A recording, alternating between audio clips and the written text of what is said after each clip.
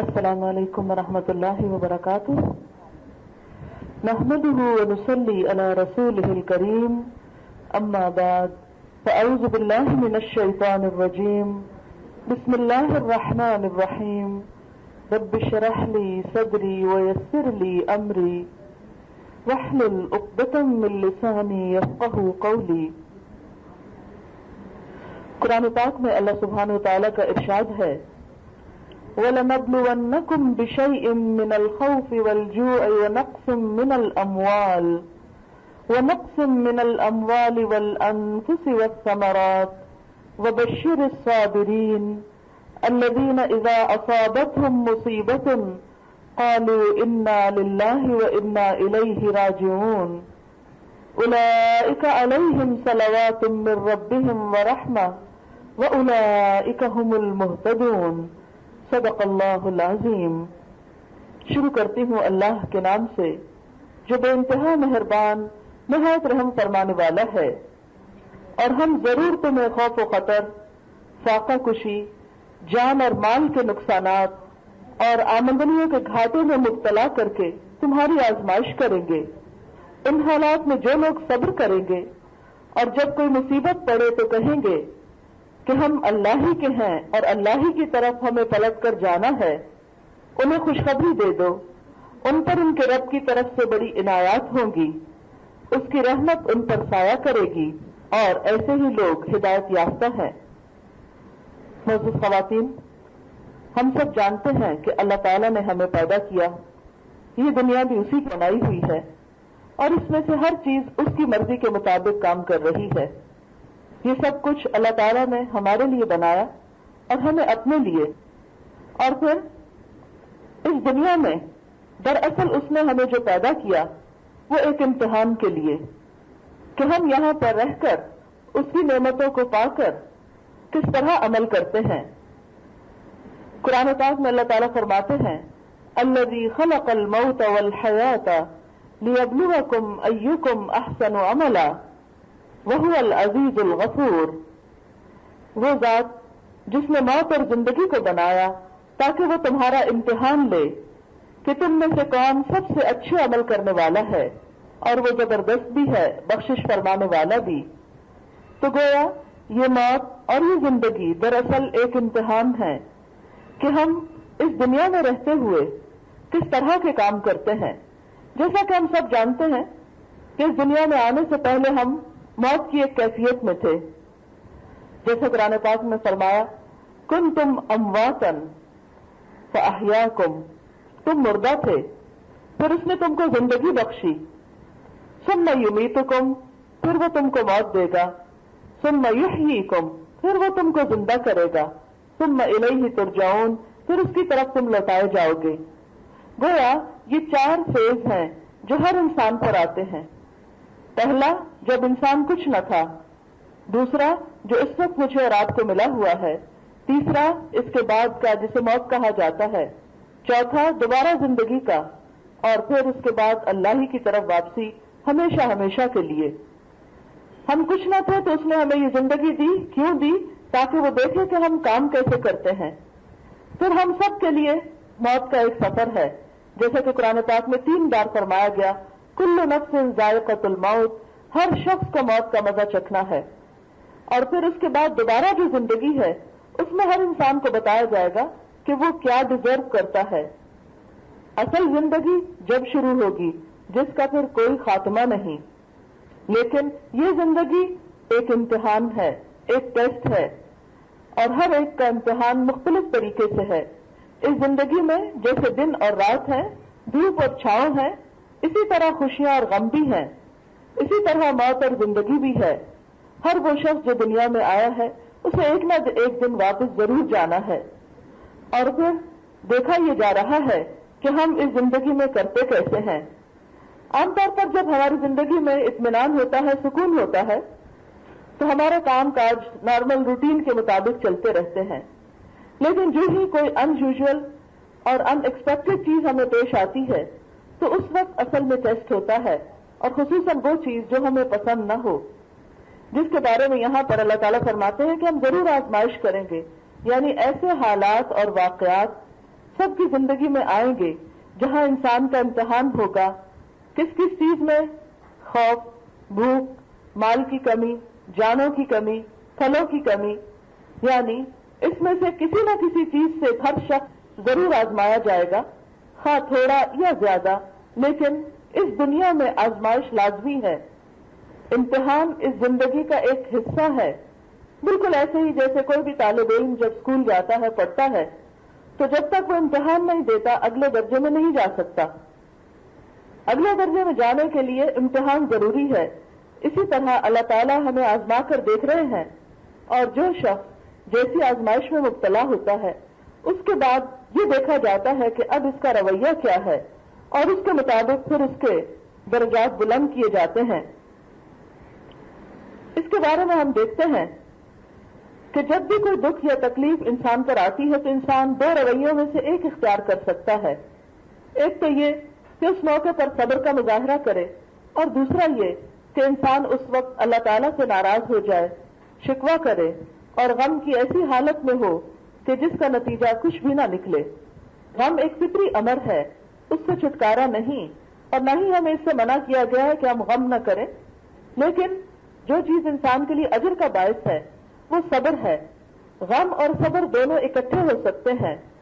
صبر کے ساتھ غم کا مطلب یہ ہے کہ انسان کی زبان سے کوئی ناروا کلمہ نہ نکلے، انسان کے رد عمل میں، اس کے ریاکشن میں کوئی ایسا فعل نہ ہو جو اللہ سبحانہ و تعالیٰ کو ناراض کرنے والا ہو. جب انسان صبر کرتا ہے، اور صبر کا مطلب ہے نیگیٹو تھنکنگ اور نیگیٹو ریاکشن سے بچنا، ہر چیز کو پازیٹیولی لینا، کسی بھی غم اور آزمائش کو اللہ کا فیصلہ سمجھ کر قبول کرنا. حدیث پاک میں آتا ہے الصبر ضیاء، صبر روشنی ہے. یعنی جو شخص اپنے آپ کو ایسے موقع پر تھام لیتا ہے، روک لیتا ہے، اللہ تعالیٰ اس کو ایک نور بصیرت عطا کرتے ہیں. طبرانی کی روایت میں آتا ہے الصبر نصف الایمان، صبر آدھا ایمان ہے. یعنی کسی بھی انسان کا ایمان اس وقت تک مکمل نہیں ہوتا جب تک اس کی زندگی میں صبر نہ ہو. قرآن پاک میں اللہ تعالیٰ فرماتے ہیں وَاصْبِرْ عَلَىٰ مَا أَصَابَكَ، جو مصیبت بھی تم کو پہنچے اس پر صبر کرو. إِنَّ ذَلِكَ مِنْ عَزْمِ الْأُمُورِ، ایسا کرنا بے شک پختہ کردار لوگوں کا کام ہے یا بہت ہمت کے کاموں میں سے ہے. نبی صلی اللہ علیہ وسلم نے فرمایا جس مسلمان کو بھی کوئی تکلیف پہنچتی ہے، کوئی قلبی اذیت یا جسمانی تکلیف یا کوئی بیماری یا کوئی رنج اور غم اور دکھ، یہاں تک کہ اگر اسے ایک کانٹا بھی چبھتا ہے اور وہ اس پہ صبر کرتا ہے تو اللہ تعالیٰ اس کے گناہوں کو معاف کر دیتا ہے. ایک اور روایت میں آتا ہے کہ اللہ تعالیٰ اس دکھ اور تکلیف کی وجہ سے اس کے گناہوں کو اس طرح جھاڑ دیتا ہے جیسے درخت اپنے پتوں کو جھاڑ دیتا ہے. نبی صلی اللہ علیہ وسلم نے فرمایا ما اعطی احد عطاء خیرا واوسع من الصبر، کوئی بھی شخص صبر سے بڑھ کر بہتر اور وسیع نعمت یا عطا یا بخشش نہیں دیا گیا. یعنی جس شخص کو صبر نصیب ہو جائے گویا اس کو سب سے بڑی نعمت مل گئی. اور ایسا ہونا انسان کی خوش قسمتی کی علامت ہے، ورنہ تو یہ ہے کہ جو بھی کوئی مشکل آتی ہے وہ تو آ ہی جاتی ہے، اس کا تو پھر کوئی آلٹرنیٹ نہیں ہوتا، اس کو تو انسان پلٹا نہیں سکتا. لیکن ایسے موقع پر جب انسان صبر و تحمل کا مظاہرہ کرتا ہے تو اس پر اس کے لیے سراسر اجر لکھا جاتا ہے. سوال یہ پیدا ہوتا کہ انسانوں کی آزمائش کیوں ہوتی ہے؟ نبی صلی اللہ علیہ وسلم نے فرمایا اللہ تعالیٰ جس شخص کی بھلائی چاہتا ہے اسے مصیبت میں ڈال کر آزما لیتا ہے. یہ بالکل ایسے ہی ہے جیسے ایک بچہ جب یہ دیکھنا ہو کہ اسے اگلے درجے میں لایا جائے تو اس کا ایک ٹیسٹ لے لیا جاتا ہے یا اس کا ایک امتحان ہو جاتا ہے. بالکل اسی طرح جب اللہ تعالیٰ کسی شخص کو بلند درجوں سے نوازتا ہے تو اس کے لیے اس کو ایک ٹیسٹ میں ڈالتا ہے، پھر دیکھتا ہے کہ یہ شخص میرے قرب کے اور میرے قریب آنے کے قابل ہے یا نہیں. نبی صلی اللہ علیہ وسلم نے فرمایا بے شک جتنی بڑی مصیبت ہو اتنا ہی بڑا اجر و ثواب ہوتا ہے. اللہ تعالیٰ جب کسی قوم سے محبت کرتا ہے تو انہیں آزماتا ہے، چنانچہ جو اس آزمائش پہ راضی ہو جاتا ہے اس کے لیے رضا ہے، اور جو ناراض ہوتا ہے اس کے لیے اللہ کی بھی ناراضگی ہے. ایک اور حدیث میں آتا ہے مومن کو برابر اس کے نفس، اولاد اور مال میں آزمایا جاتا ہے، حتیٰ کہ جب وہ اللہ تعالیٰ سے ملتا ہے تو اس کے ذمہ کوئی گناہ باقی نہیں ہوتا۔ یعنی جس طرح دنیاوی چیزوں سے آلائشیں دور کی جاتی ہیں، مثلا سونے کی آلائش جو ہے وہ بٹی میں تپا کے یا اسے پگھلا کر کی جاتی ہے، اسی طرح کچھ چیزوں کو پانی سے دھو کے نکھارا جاتا ہے، تو ایسا ہی مومن کو بھی تکلیفوں اور آزمائشوں سے گزار کر نکھارا جاتا ہے۔ اس سے اس کی سچائی سامنے آتی ہے، اس کے ایمان کی حقیقت معلوم ہوتی ہے، اس کے درجات کی بلندی ہوتی ہے۔ صبر کن کن مواقع پر کرنا ضروری ہے؟ حقیقت یہ ہے کہ صبر تو ہر موقع کے لیے ضروری ہے۔ قرآن پاک میں اللہ تعالیٰ فرماتے ہیں وَاسْتَعِينُوا بِالصَّبْرِ وَالصَّلَاةِ، صبر اور نماز کے ساتھ مدد مانگو۔ نماز ہم کب تک پڑھتے ہیں؟ زندگی کے آخری دن تک۔ جیسے نماز کسی حال میں بھی معاف نہیں، زندگی کے کسی دن میں بھی نماز کا نہ ہونے کا تصور نہیں کیا جا سکتا۔ اسی طرح صبر ہمیشہ ہر موقع پر، گویا زندگی کے آخری دن تک، کیونکہ ہر روز ہی چھوٹی چھوٹی چیزوں میں انسان کی آزمائش ہوتی رہتی ہے، ناپسندیدہ چیزیں انسان کی زندگی میں سامنے آتی رہتی ہیں۔ ایسے میں انسان کا جو کردار ہے، جو رویہ ہے اور جو اس کا معاملہ ہے، وہ دراصل دیکھا جا رہا ہوتا ہے کہ ایک شخص اب عمل کیسا کرتا ہے یا دوسرے کے ساتھ معاملہ کیسا کرتا ہے۔ نبی صلی اللہ علیہ وسلم نے فرمایا جب میں اپنے بندے کو اس کی دو پیاری اور محبوب یعنی آنکھوں کی تکلیف میں مبتلا کروں اور وہ صبر کرے تو میں اس کے عوض اسے جنت عطا کرتا ہوں۔ یعنی انسان کے جسم میں بھی آزمائش ہوتی ہے بیماری کی شکل میں۔ اسی طرح اور روزمرہ زندگی میں چھوٹی چھوٹی چیزوں کا جو نقصان ہے، مثلا ایک مرتبہ آپ صلی اللہ علیہ وسلم کا چراغ بجھ گیا، جیسے لائٹ چلی جاتی ہے، تو آپ صلی اللہ علیہ وسلم نے پڑھا انا للہ و انا الیہ راجعون۔ کسی نے کہا یا رسول اللہ صلی اللہ علیہ وسلم کیا چراغ کا بجھنا بھی کوئی مصیبت ہے؟ آپ نے فرمایا جی ہاں، جس کسی بات سے بھی مومن کو تکلیف پہنچے وہ سب مصیبت ہے۔ یعنی کوئی بھی چیز جو ہماری ناپسندیدہ ہو، مثلا ہم ٹیلی فون ملا رہے نہیں مل رہا، ہم اس پہ اریٹیٹ ہونے کے بجائے، ٹیلی فون پٹکنے کی بجائے، کچھ باتیں سنانے کی بجائے اگر خاموشی سے اسے ایکسپٹ کر لیتے ہیں تو یہاں پر بھی اجر لکھا جاتا ہے۔ کسی چیز کو کھول رہے ہیں، مثلا بعض اوقات آپ نے دیکھا کہ کوئی ڈھکن کھول رہا نہیں کھل رہا، آپ اریٹیٹ ہوتے ہیں، بعض کو چیز ہی اٹھا پھینکتے ہیں۔ اب چیز اٹھا پھینکنے سے تو کام نہیں ہوتا، لیکن اگر انسان اس وقت صبر کے ساتھ معاملہ کرتا ہے تو یہ چھوٹی چھوٹی چیزیں یعنی معمولی سے، یعنی اب تک ایک کانٹا سا جو چپ جاتا ہے، اس سے لے کر بڑی سے بڑی آزمائش تک ہر موقع پر دراصل مومن کو پرکھا جا رہا ہوتا ہے کہ اس کا طریقہ کار کیا ہے۔ حضرت عطا بن رباح ایک واقعہ بیان کرتے ہیں کہ ایک بار کعبہ کے پاس حضرت عباس رضی اللہ تعالیٰ عنہ مجھ سے بولے کہ میں تمہیں ایک جنتی خاتون دکھاؤں؟ میں نے کہا ضرور دکھائیے۔ کہا دیکھو یہ جو کالی کلوٹی عورت ہے، یہ ایک بار نبی صلی اللہ علیہ وسلم کی خدمت میں حاضر ہوئی اور بولی اے اللہ کے رسول صلی اللہ علیہ وسلم، مجھے مرغی کا ایسا دورہ پڑتا ہے کہ تن بدن کا ہوش نہیں رہتا، میں اس حالت میں بالکل ننگی ہو جاتی ہوں، آپ میرے لیے دعا کیجیے۔ آپ نے ارشاد فرمایا اگر تم اس تکلیف کو صبر کے ساتھ برداشت کرتی رہو تو اللہ تعالیٰ تمہیں جنت سے نوازے گا، اگر چاہو تو میں دعا کر دوں کہ اللہ تمہیں اچھا کر دے گا۔ یہ سن کر وہ بولی یا رسول اللہ صلی اللہ علیہ وسلم، میں اس تکلیف کو صبر کے ساتھ برداشت کرتی رہوں گی، البتہ یہ دعا فرما دیجیے کہ میں اس حالت میں ننگی نہ ہوا کروں۔ تو آپ نے اس کے لیے دعا فرمائی۔ عطا کہتے ہیں میں نے اس دراز قد خاتون ام ظفر کو کعبہ کی سیڑھیوں پر دیکھا۔ اس کا یہ مطلب نہیں کہ علاج نہیں کرنا چاہیے یا دوا نہیں لینی چاہیے، اصل میں نبی صلی اللہ علیہ وسلم کے زمانے میں جتنے بھی واقعات پیش آئے ہیں وہ ہم رہتی دنیا تک کے لوگوں کے لیے ایک مثال ہے۔ اس کا مطلب یہ تھا کہ بعض حالات ایسے بھی ہو سکتے ہیں کہ جس میں انسان علاج کے باوجود، دعا کے باوجود، ہر طریقے کے باوجود پھر بھی اس تکلیف میں مبتلا رہے، تو ایسے میں پھر انسان کیا کرے؟ یعنی ویسے تو آپ نے فرمایا نا کہ ہر بیماری کا علاج موجود ہے، اللہ نے جہاں دوا پیدا کی وہاں ہر چیز کی شفا بھی پیدا کی ہے، اور آپ نے خود حکم دیا کہ تم دوا کیا کرو، لیکن جیسے کہ ہم جانتے ہیں کہ بعض اوقات ساری دواؤں کے باوجود مرض لا علاج رہتا ہے، تو ایسے میں انسان پھر کیا کیا کرے؟ غضب، غصہ، ناراضگی اللہ تعالیٰ سے، شکوے، شکایات، ایسا کرنے سے حاصل تو کچھ بھی نہیں ہوتا۔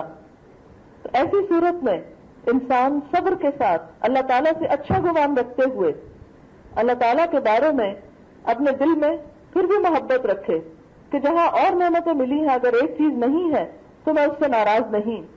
ایسا صبر انسان کو جنت کا مستحق بنا دیتا ہے جہاں اس کی ہمیشہ ہمیشہ کی زندگی شروع ہوگی. اسی طرح ہم دیکھتے ہیں کہ آپ کی ایک بیٹی تھی، ان کے بچے کی جان کنی کا وقت تھا، انہوں نے آپ کو بلا لیا تو آپ نے فرمایا میری بیٹی کو جا کر سلام کہو اور پیغام دو کہ اللہ ہی کا ہے جو اس نے لے لیا، اسی کا ہے جو اس نے دیا. یعنی وہ بچہ جو اس نے تمہیں دیا تھا وہ اسی کا تھا، تمہاری ملکیت نہیں تھا. اگر وہ واپس لے رہا ہے تو اس کا حق ہے، وہ واپس لے سکتا ہے. ہر چیز کا اس کے ہاں ایک وقت مقرر ہے. یعنی دنیا میں ہر شخص کے آنے کا اور جانے کا ایک وقت مقرر ہے. اسے چاہیے کہ صبر کرے اور اس میں اللہ کے ہاں ثواب کی نیت کرے. یعنی اللہ کے فیصلے کو بدلا تو نہیں جا سکتا کیونکہ چیز اللہ کی ہے، وہ واپس لینے پہ قادر ہے، وہ لے رہا ہے. لیکن اس موقع پر صبر کر کے اجر ضرور کمایا جا سکتا ہے. پھر اسی طرح ایک اور روایت میں آتا ہے، حضرت ابو موسیٰ اشعری کہتے ہیں کہ آپ صلی اللہ علیہ وسلم نے فرمایا جب کسی بندے کا کوئی بچہ فوت ہوتا ہے تو اللہ تعالیٰ اپنے فرشتوں سے پوچھتا ہے کیا تم نے میرے بندے کے بچے کی جان قبض کر لی؟ وہ کہتے ہیں ہاں. پھر اللہ تعالیٰ ان سے پوچھتا ہے تم نے اس کے جگر کے ٹکڑے کی جان نکال لی؟ وہ کہتے ہیں ہاں. پھر وہ ان سے پوچھتا ہے تو میرے بندے نے کیا کہا؟ یعنی جب تم میری امانت واپس لا رہے تھے تو بندے کا حال کیا تھا؟ وہ کہتے ہیں کہ اس مصیبت میں اس نے تیری حمد کی، تیری تعریف کی اور انا للہ و انا الیہ راجعون پڑھا. تو اللہ تعالیٰ ان فرشتوں سے فرماتا ہے میرے اس بندے کے لیے جنت میں ایک گھر تعمیر کرو اور اس کا نام بیت الحمد رکھو. بیت الحمد کا مطلب کیا ہے؟ یعنی تعریف والا گھر، کہ وہ شخص قابل تعریف ہے کہ جس نے اس دکھ اور تکلیف اور پریشانی کے موقع پر صبر کا مظاہرہ کیا. تو اسی طرح حضرت جعفر طیار جب شہید ہوئے اور ان کی شہادت کی خبر ان کے گھر پہنچی تو ان کے گھر کی عورتیں چیخنے چلانے لگیں. نبی صلی اللہ علیہ وسلم نے کہلا بھیجا کہ اس طرح نہ کیا جائے، مگر وہ باز نہ آئیں. آپ نے دوبارہ منع فرمایا، پھر بھی نہ مانی تو آپ نے حکم دیا کہ ان کے منہ میں خاک بھرو. یعنی اتنی سختی سے منع کیا کیونکہ اس وقت چیخنے چلانے سے ایک شخص دوبارہ واپس تو نہیں آ سکتا، لیکن اللہ کی دی ہوئی امانت کو جب اللہ تعالیٰ واپس لیتے ہیں تو اس پر بندے کی یہ ناراضگی اللہ تعالیٰ کو پسند نہیں آتی. نبی صلی اللہ علیہ وسلم نے فرمایا جو شخص گریبان پھاڑتا ہے، گالوں پہ تمانچے مارتا ہے یعنی غم اور غصے کی حالت میں، اور جاہلیت کی طرح چیختا چلاتا اور بین کرتا ہے، وہ مجھ سے نہیں، یعنی اس کا مجھ سے تعلق نہیں. کیونکہ اسلام ہر موقع پر انسان سے یہ توقع رکھتا ہے کہ وہ ایک باوقار رویے کا مظاہرہ کرے. نبی صلی اللہ علیہ وسلم نے فرمایا یعنی جب کوئی شخص فوت ہو جائے تو اس موقع پر ایسے کام کرنے کی بجائے اس کے لیے دعا کی جائے، کیونکہ اس شخص کو ہم جو فائدہ پہنچا سکتے ہیں اب اس کی طرف غور کرنا چاہیے. رونے سے تو زیادہ سے زیادہ ہم اپنا غم ہلکا کر سکتے ہیں، لیکن جو شخص آگے چلا گیا ہے معلوم نہیں وہ ہماری دعاؤں کا کتنا محتاج ہے، اس کو نیک اعمال کی کس قدر ضرورت ہے. اگر واقعی ہم اس کے ساتھ سنسیئر ہیں اور اس کا بھلا چاہتے ہیں تو پھر ہمیں چاہیے کہ اس کے لیے دعا کریں. آپ نے فرمایا مرنے والا قبر میں ڈوبتے ہوئے فریادی کی طرح ہوتا ہے، وہ دعا کا منتظر ہوتا ہے جو ماں باپ یا رشتہ داروں کی طرف سے اس کو پہنچتی ہے. پھر جب وہ دعا اس کو ملتی ہے تو وہ اسے دنیا اور جو کچھ اس میں ہے سب سے بڑھ کر محبوب ہوتی ہے. بلا شبہ اللہ تعالیٰ زندوں کی دعاؤں میں سے پہاڑ کی مانند قبر والوں کے نام داخل فرماتا ہے.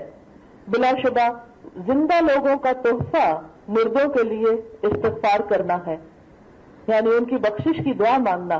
کیونکہ مرنے والے کے لیے ہم کیا کر سکتے ہیں پھر کہ اس کے لیے سب سے پہلی چیز دعا کریں. اس سے اپنے دل کو بھی تسکین ہوتی ہے اور اس شخص کو بھی بہت فائدہ پہنچتا ہے. ایک اور روایت میں آتا ہے کہ ایک نوجوان صحابی مجاہد اچانک سانپ کے ڈسنے سے فوت ہو گئے. صحابہ نے کہا اللہ کے رسول صلی اللہ علیہ وسلم آپ دعا کیجئے کہ اللہ تعالیٰ اس کو دوبارہ زندگی دے دیں. آپ نے فرمایا اپنے ساتھی کے لیے استغفار کرو، اس لیے کہ اب دوبارہ واپس آنا تو ممکن نہیں. پھر اسی طرح آپ صلی اللہ علیہ وسلم کا طریقہ یہ تھا کہ جب کسی میت کو دفنا کر فارغ ہوتے تو قبر پر ٹھہرتے، پھر فرماتے اپنے بھائی کے لیے استغفار کرو، پھر اس کے ثابت قدم رہنے کا سوال کرو، اس لیے کہ اس وقت اس سے سوال کیا جا رہا ہے. ہم سب جانتے ہیں کہ جب کوئی شخص فوت ہو جاتا ہے اور دفنایا جاتا ہے تو منکر اور نکیر اس کے پاس آتے ہیں. یہ دو فرشتے ہیں جو آ کر اس میت سے سوال جواب کرتے ہیں، اور وہ وقت بہت گھبراہٹ کا ہوتا ہے. تو اس موقع پر دفنانے کے بعد پیچھے والوں کو خاص طور پر کثرت سے دعا کرنی چاہیے.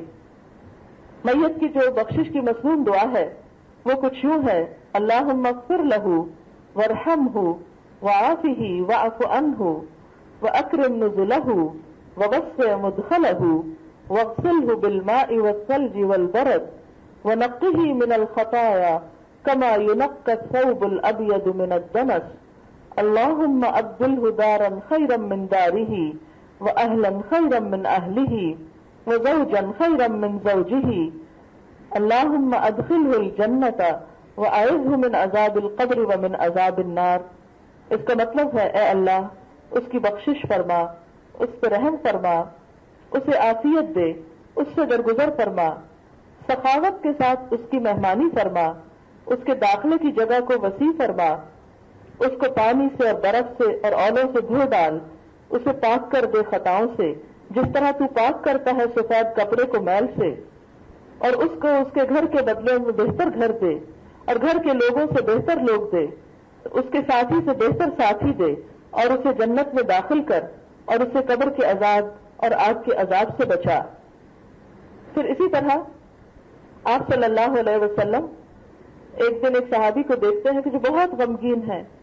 آپ ان سے وجہ پوچھتے ہیں تو وہ کہتے ہیں کہ میرے کلیجے کا ٹکڑا، میری آنکھوں کا نور، میرے دل کا سرور ہٹ گیا. میرا چھوٹا بچہ جس سے مجھے بہت محبت تھی وہ فوت ہو گیا. تو آپ نے فرمایا کیا تمہیں یہ بات پسند نہیں کہ تم جنت کے کسی دروازے پہ جاؤ اور تمہارا بچہ تمہارے انتظار میں کھڑا ملے؟ یعنی خصوصی طور پر چھوٹا بچہ اگر انسان کا فوت ہو جاتا ہے اور ماں یا باپ اس پہ صبر کرتے ہیں تو یہ بچہ اپنے والدین کو جنت میں لے جانے کا سبب بنے گا. آپ نے فرمایا جن کے 3 نابالغ بچے فوت ہو جائیں اور ماں باپ ان پہ صبر کریں تو اللہ تعالیٰ انہیں اپنے فضل سے جنت میں داخل کرے گا. لوگوں نے کہا اگر صرف 2 ہی فوت ہوئے ہوں؟ فرمایا پھر بھی یعنی اس سے ضروری نہیں کہ 3 ہو. اصل چیز یہ دیکھی جاتی ہے کہ کون ایسے موقع پر صبر و تحمل کا مظاہرہ کرتا ہے. اسی طرح ایک اور روایت میں آتا ہے کہ چھوٹے بچے اپنے والدین کا دامن پکڑ لیں گے اور جب تک انہیں جنت میں نہ پہنچا دیں ان کا دامن نہ چھوڑیں گے. کیوں؟ اس لیے کہ وہ صدمہ بہت گہرا ہوتا ہے، وہ تکلیف بہت بڑی ہوتی ہے، اور اس تکلیف کے موقع پر جب کوئی صبر کرتا ہے تو یہ صبر اس کے آخرت میں اس کے کام آتا ہے، اس کے لیے ذخیرہ ہو جاتا ہے. ہم دیکھتے ہیں کہ قرآن پاک میں اللہ تعالیٰ فرماتے ہیں وَالْعَصْرِ إِنَّ الْإِنسَانَ لَفِي خُسْرٍ إِلَّا الَّذِينَ آمَنُوا وَعَمِلُوا الصَّالِحَاتِ وَتَوَاصَوْا بِالْحَقِّ وَتَوَاصَوْا بِالصَّبْرِ. قسم ہے زمانے کی، بے شک انسان خسارے میں ہے سوائے ان لوگوں کے جو ایمان لائے، جنہوں نے اچھے کام کیے، جنہوں نے ایک دوسرے کو حق کی تلقین کی اور ایک دوسرے کو صبر کی تلقین کی. تو اس سے کیا پتہ چلتا ہے کہ ایسے موقع پر غم میں شریک ہونے کے لیے صبر و تحمل کی بہت ضرورت ہے. انسان نقصان سے نہیں بچ سکتا جب تک کہ دکھی شخص کے آس پاس والے اس کو صبر و تحمل کی تلقین نہ کرے یا اس کو تھام نہ لے. یعنی انسان خود بھی کوشش کرتا ہے لیکن دوسرے لوگوں کو اس کو تھامنا چاہیے. ہم افسوس کے ساتھ یہ کہا جاتا ہے کہ ہمارے ہاں عموماً لوگ صبر و تحمل کا مظاہرہ کرنے کی بجائے خود بھی دوسرے کے زخموں کو کریدتے رہتے ہیں، بار بار ایسی باتیں پوچھتے رہتے ہیں، بار بار بہت سی چیزوں کا ذکر کرتے رہتے ہیں جس سے صدمہ ختم ہونے میں نہیں آتا، دکھ ختم ہونے میں نہیں آتا. تو یہ ہمیں اپنے اندر ایک معاشرتی شعور بیدار کرنے کی ضرورت ہے کہ ایسے موقعوں پر ہم دوسرے کو بہتر طور پر کیسے تسلی دیں. پھر اسی طرح نبی صلی اللہ علیہ وسلم کا ارشاد ہے جب کوئی بندہ مصیبت پڑنے پر انا للہ و انا الیہ راجعون پڑھتا ہے تو اللہ تعالیٰ اس کی مصیبت کو دور فرماتے ہیں اور اس کو اچھے انجام سے نوازتے ہیں اور اس کو اس کی پسندیدہ چیز اس کے صلے میں عطا فرماتے ہیں. نبی صلی اللہ علیہ وسلم کے صاحبزادے حضرت ابراہیم آپ کی گود میں تھے، جان کنی کا عالم تھا، بہت رقت انگیز منظر تھا. آپ کی آنکھوں سے آنسو ٹپکنے لگے اور فرمایا اے ابراہیم ہم تیری جدائی سے غمگین ہیں مگر زبان سے وہی نکلے گا جو اللہ تعالیٰ کی مرضی کے مطابق ہوگا.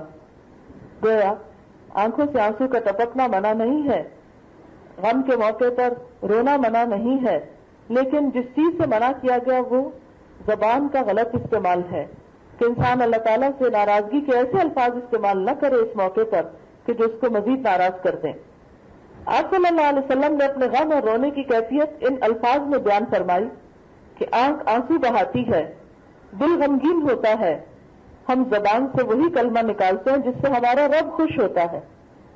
یعنی غم اور دکھ اپنی جگہ، لیکن زبان سے ناروا بات نہیں نکلے گی۔ نبی صلی اللہ علیہ وسلم نے فرمایا جس مسلمان مرد اور عورت کو کوئی تکلیف پہنچے، پھر مدتوں بعد وہ جو اسے یاد آئے اور اس کے دل پہ پھر چوٹ پڑے، اس پر پھر وہ انا للہ پڑھ لے، تو اسے جو اجر مصیبت پہنچنے کے وقت ہوا تھا وہی اب بھی ملے گا، خواہ اس پر کتنا لمبا زمانہ گزر چکا ہو۔ یعنی ایک شخص کو اگر ایک تکلیف پہنچی ہے، اس وقت اس نے انا للہ پڑھا، اپنے آپ کو تھاما، صبر کیا، پھر وہ صدمہ بھول گیا، پھر ایک وقت گزرنے کے بعد دوبارہ وہی بات یاد آ گئی، تو ایسے موقع پر پھر وہ انا للہ پڑھ لے۔ یعنی انا للہ صرف پہلے دن نہیں پڑھا جاتا، یہ پہلی خبر سننے سے نہیں پڑھا جاتا، بلکہ جب بھی یہ خیال آئے، یہ دکھ پہنچے تو بار بار بھی پڑھا جا سکتا ہے۔ اس کا مطلب کیا ہے اصل میں؟ اس کا مطلب یہ ہے کہ ہم سب اللہ ہی کے ہیں۔ اگر کوئی ایک چلا گیا ہے تو ہم دنیا میں رہنے والے نہیں ہیں، ہم بھی اسی کے ہیں اور اسی کی طرف واپس جانے والے ہیں۔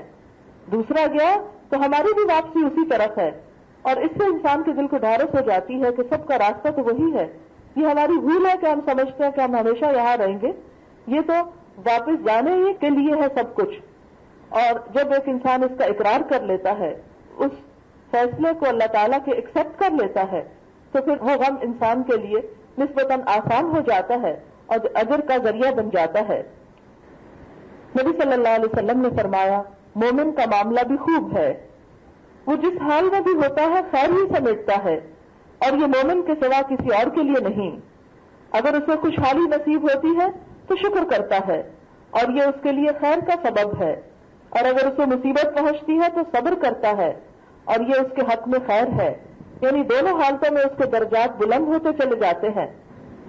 حضرت ابو ہریرہ رضی اللہ تعالیٰ عنہ فرماتے ہیں کہ نبی صلی اللہ علیہ وسلم جب فکر مند ہوتے تو آسمان کی طرف سر اٹھا کر فرماتے سبحان اللہ العظیم، سبحان اللہ العظیم، اور جب زیادہ سے زیادہ گریہ جاری ہوتی اور دعا میں انہماک بڑھ جاتا تو فرماتے یا حی یا قیوم برحمتک استغیث۔ یعنی دکھ اور غم کے وقت، اور یہ کیفیات ہم پر نہیں اللہ کے رسول صلی اللہ علیہ وسلم پر بھی آئی ہیں۔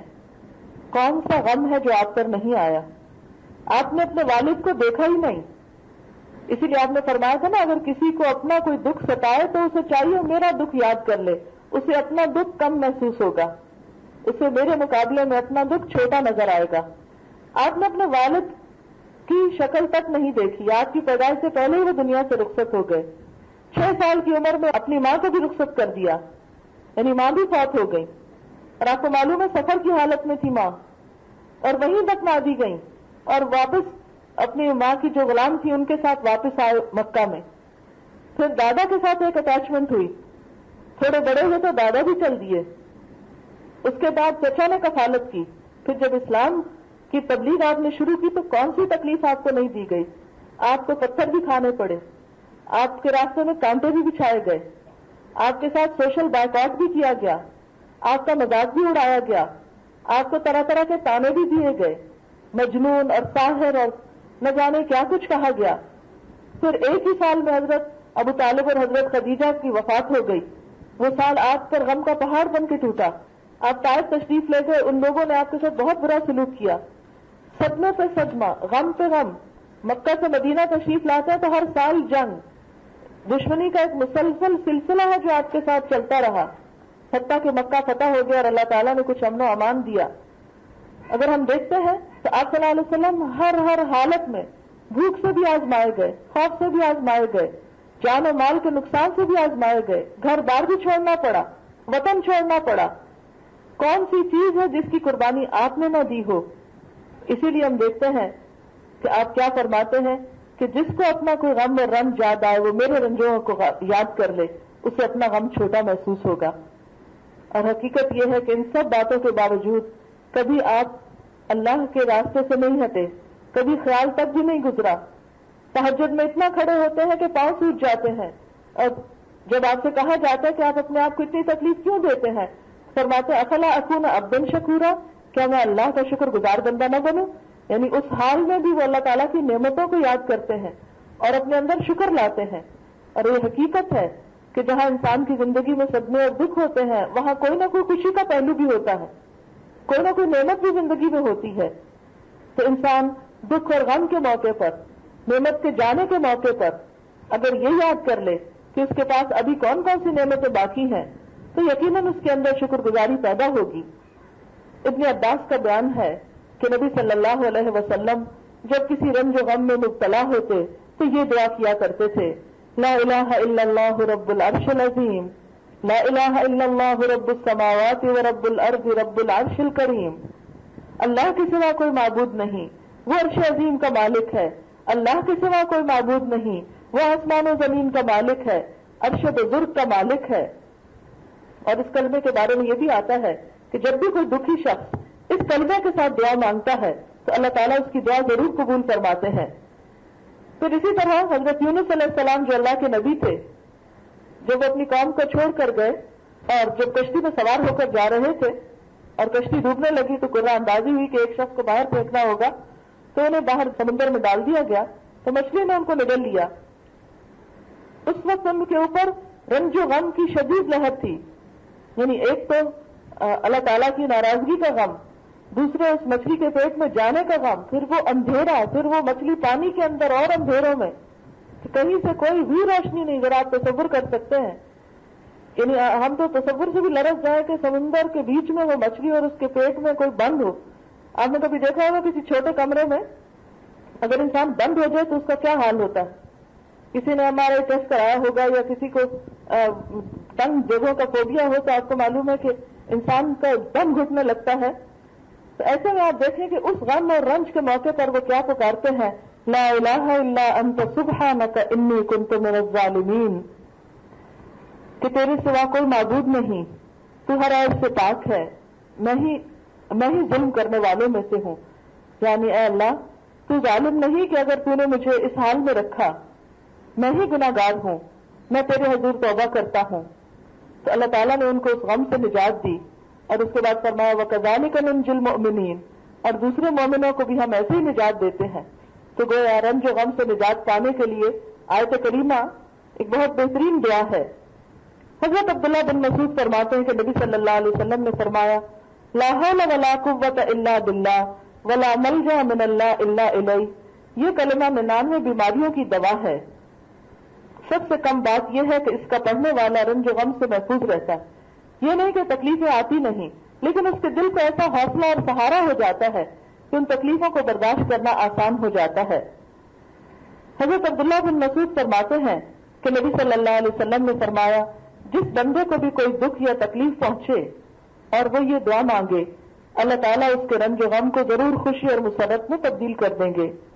اللہم انی عبدک وابن عبدک وابن امتک ناصیتی بیدک ماض فی حکمک عدل فی قضاؤک اسألک بکل اسم هو لک سمیت به نفسک او انزلتہ فی کتابک او علمتہ احدا من خلقک او استأثرت به فی علم الغیب عندک ان تجعل القرآن العظیم ربیع قلبی ونور بصری وجلاء حزنی وذہاب ہمی وغمی.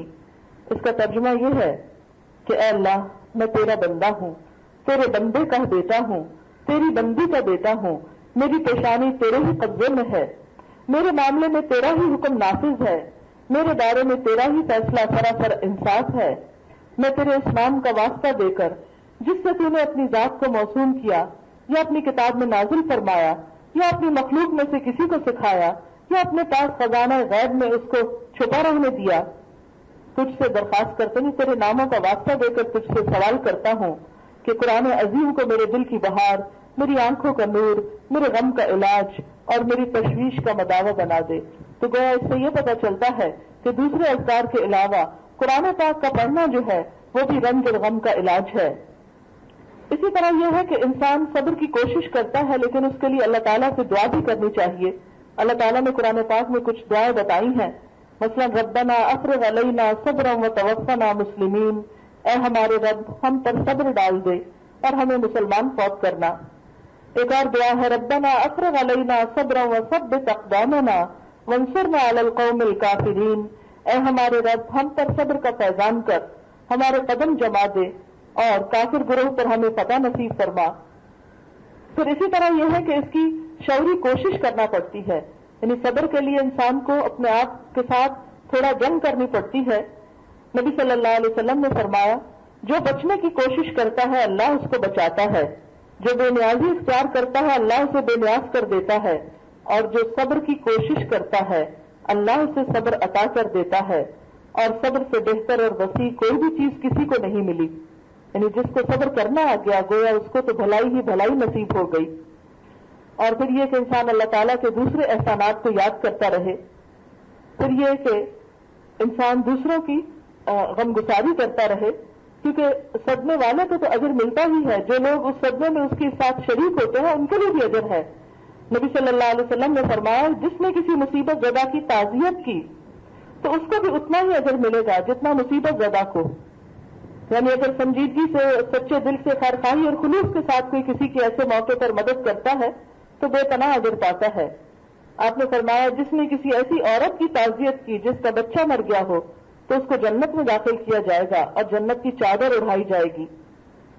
پھر اسی طرح یہ ہے کہ ہمیشہ یہ یاد رکھا جائے کہ اللہ تعالیٰ اپنے پیاروں کو ہی آزماتا ہے۔ جیسے پہلے میں نے ذکر کیا کہ حضور صلی اللہ علیہ وسلم سے بڑھ کر پیارا کون تھا اللہ تعالیٰ کو، لیکن آپ سے بڑھ کر آزمائشیں کس پر آئیں؟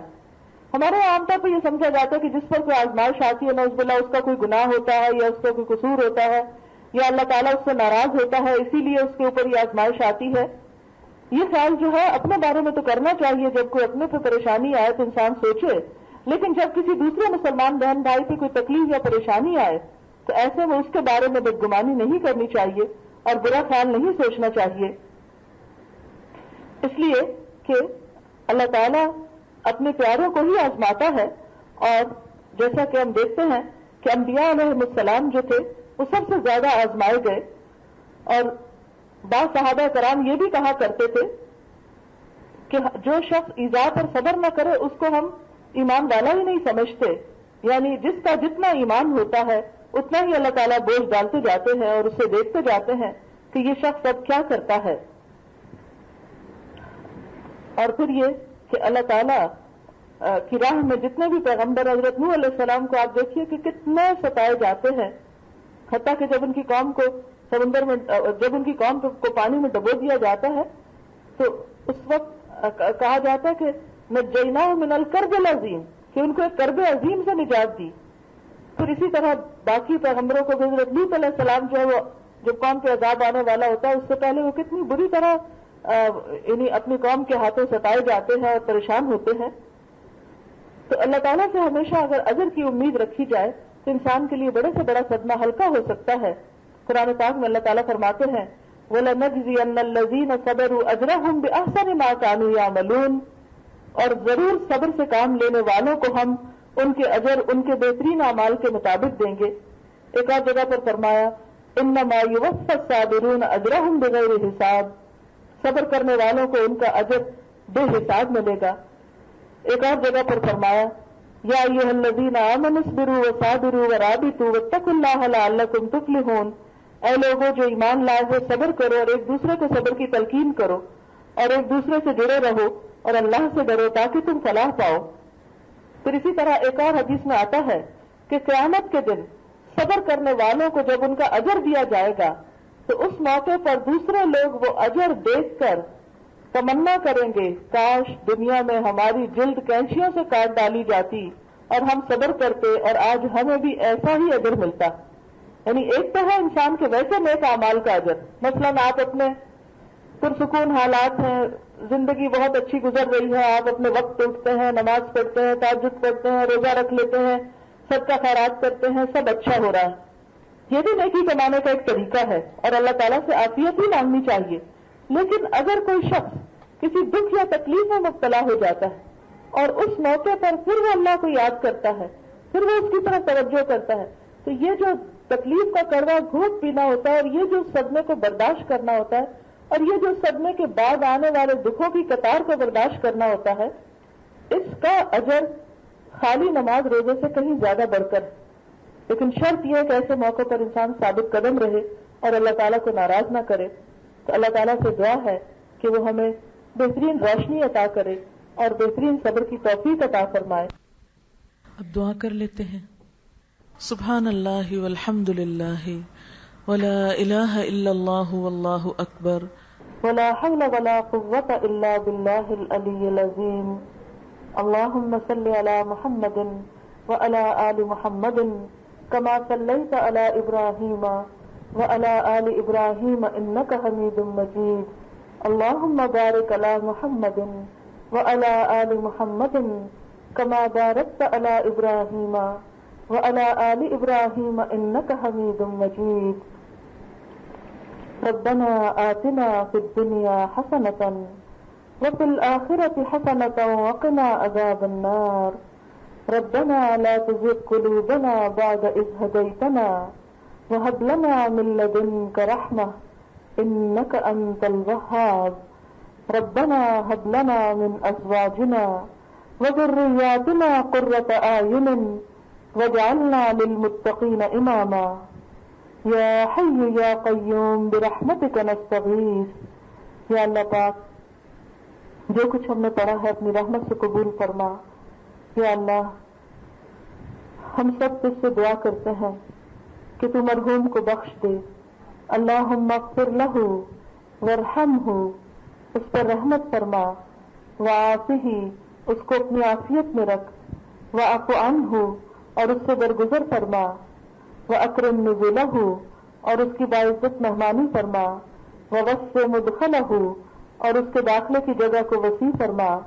اللہم ادخلہ الجنۃ، اللہ ان کو جنت میں داخل فرما، وَأَعِذْهُ مِنْ عَذَابِ الْقَبْرِ، انہیں عذاب قبر سے محفوظ فرما، وَأَعِذْهُ مِنْ عَذَابِ النَّارِ، اور ان کو آگ کے عذاب سے محفوظ رکھنا۔ یا رب العالمین، ان کے کبیرہ صغیرہ گناہوں کو معاف کر دینا۔ یا اللہ، ان کی موت کو ان کے تمام گناہوں کا کفارہ کر دینا۔ یا رب العالمین، ان کی اہلیہ کو صبر جمیل عطا فرما۔ یا اللہ، ان کے بچوں کو صبر جمیل عطا فرما، ان کے بچوں کو ان کے لیے صدقہ جاریہ بنا، ان کے والدین کو صبر جمیل عطا فرما۔ یا رب العالمین، ہم سب بھی اسی راستے کے مسافر ہیں، ہمیں اس راستے کی تیاری کی توفیق عطا فرما، ہمیں ایمان کی سلامتی نصیب فرما۔ یا اللہ، تمام بیماروں کو صحت عطا فرما، سب دکھی لوگوں کے دکھ دور فرما، سب کی پریشانیاں دور فرما۔ یا اللہ، تو ہماری بہن کو ہمت، حوصلہ اور صبر جمیل عطا فرما، ان کے تمام غموں اور دکھوں کا بہترین مداوع فرما۔